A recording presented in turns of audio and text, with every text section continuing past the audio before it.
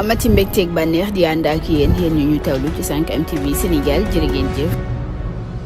mbokk internet yu 5M TV Sénégal dal leen jàmm ci xibaar yi lee ñu àddu ci lu ñeel mbiru nag affaire Sweet Beauté Ousmane Sonko ñu ñuy xamal ni nag dinañ ko rek daal di jugé fukki fan ak juróom-benn ci weeru mai mu mel ni nag xibaar bile sax léegi lañ ko daal di jot ñu ngi wax ni bile xibaar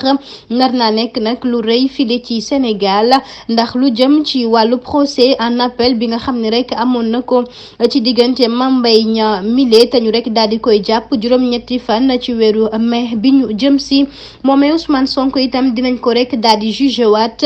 ci fukki fan ak juróom-benn ci weeru mai foofee nag ca chambre criminelle bu Ndakaaru bi la yoon sax nag dafa jëm ci mbiru masseuse bi li di Adji Sarr mi nga xam ni da ko jiiñoon ab viol waxoon itam da ko bëggoon a faat mu mel ni nag mbiru nag affaire Sweet Beauté boobee ma ngay woy ba tey xibaar yi rek sax ñoo ngi ko daal di tatane ci suñu natango yi lee ji waa RFM